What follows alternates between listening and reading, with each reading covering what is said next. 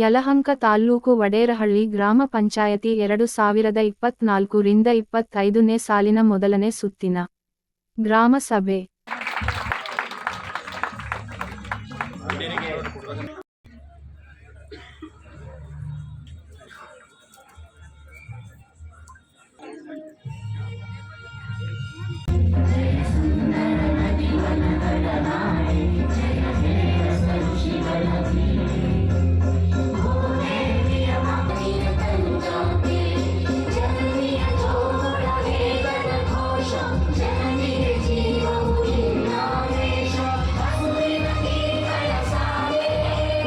ಬೆಳಗ್ಗೆ 10 ಗಂಟೆ ಸೊನ್ನೆನಹಳ್ಳಿ,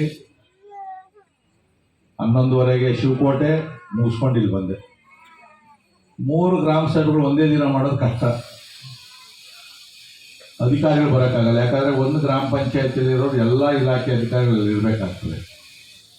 ಅಲ್ಲೊಂದಷ್ಟು ಜನ, ಇಲ್ಲೊಂದಷ್ಟು ಜನ, ಇಲ್ಲೊಂದಷ್ಟು ಜನ ಅದೇ ಗ್ರಾಮ ಸಭೆ ಅಂದರೆ ಇತ್ತೀಚೆಗೆ ಏನಾಗಿದೆ ಅಂದರೆ ಕಾಟಾಚಾರಕ್ಕೆ ಮಾಡೋಕ್ಕೆ ಒಂದು ಸಭೆ ಆಗೋಗೈತೆ.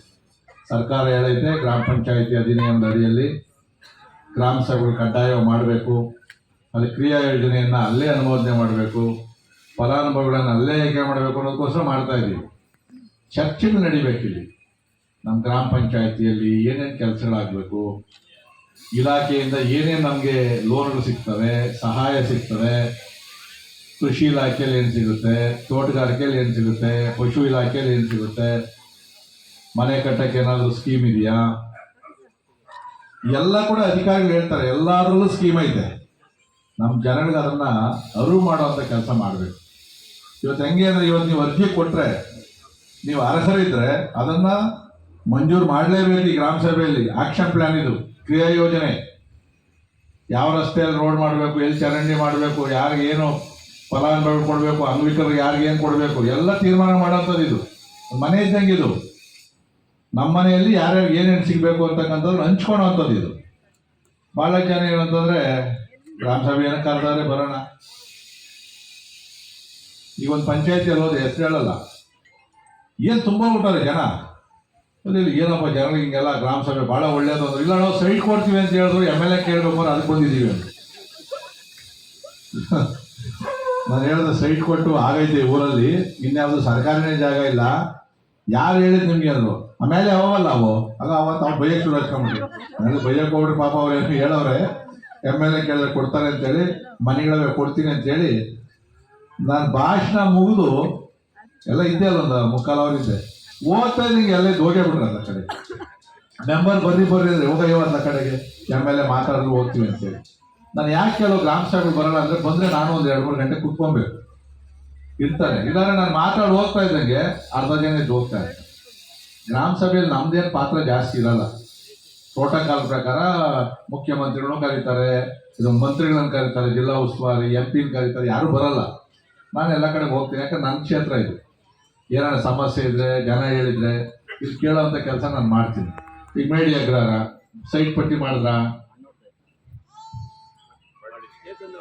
ಯಾರು ಇವನು ಅದಕ್ಕೆ ಇರೋದು, ಅವನು ಅದಕ್ಕೆ ಕೊಡಬಾರ್ದು. ಮೆಂಬರ್ಗೆ 3 ಕೊಟ್ಬಿಡ್ಬೇಕು ಅವ್ರಿಗೆ, ಯಾವನ ಹೆಂಗ ಹಾಳಾಗಿ ಹೋಗ್ಬಿಡಿ ಅದ್ರ ಕಡೆ. ಕೊಡಲಿಲ್ಲ ಅಂದರೆ ಸ್ಟೇಗೆ ಹೋಗ್ಬಿಡೋದು. ಇಂಥವ್ರಿಗೆಲ್ಲ ಕೆಲವರಿಗೆಲ್ಲ ಓಟ್ ಹಾಕಿ ಗೆಲ್ಲಿಸ್ತಾರೆ ಜನ ಕೂಡ. ಇವತ್ತು ವಡೇರಹಳ್ಳಿ ಗ್ರಾಮ ಪಂಚಾಯತಿ ಥರ ಇಲ್ಲ.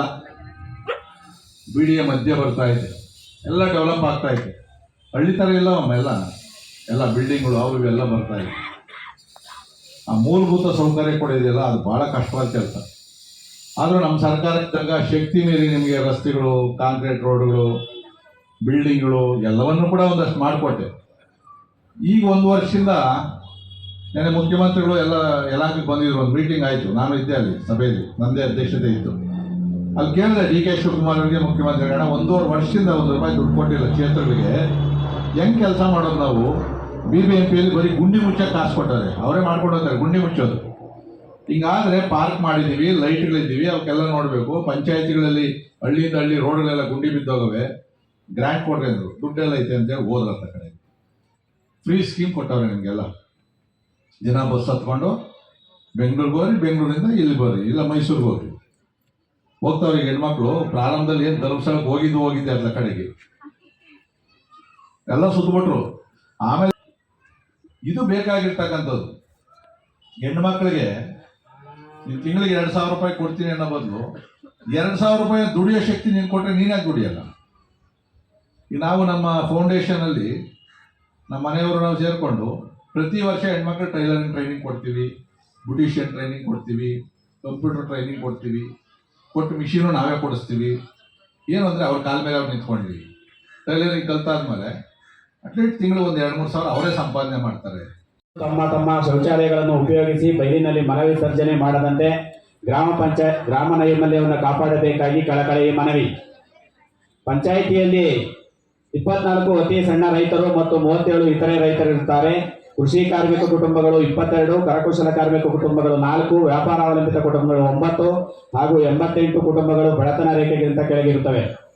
ಒಡೆರಳ್ಳಿ ಗ್ರಾಮ ಪಂಚಾಯಿತಿಯು 614.25 ಹೆಕ್ಟೇರ್ ಭೌಗೋಳಿಕ ವಿಸ್ತೀರ್ಣ ಹೊಂದಿದ್ದು ರಾಗಿ ಮತ್ತು ಜೋಳದ ತೋಟದ ಬೆಳೆಗಳನ್ನು ಪ್ರಮುಖ ಬೆಳೆಗಳನ್ನಾಗಿ ಬೆಳೆಯುತ್ತಾರೆ. ಈ ಪಂಚಾಯಿತಿ ವ್ಯಾಪ್ತಿಯಲ್ಲಿ 4 ಕೆರೆಗಳನ್ನು ಹೊಂದಿದ್ದು ಅಂತರ್ಜಲ ಸಾಧಾರಣ ಗುಣಮಟ್ಟದಿಂದ ಕೂಡಿದ್ದು ಕೃಷಿ ಮತ್ತು ತೋಟಗಾರಿಕೆ ಬೆಳೆಗಳನ್ನು ಬೆಳೆಯಲು ಯೋಗ್ಯವಾಗಿರುತ್ತದೆ. ನೀರಿನ ಲಭ್ಯತೆ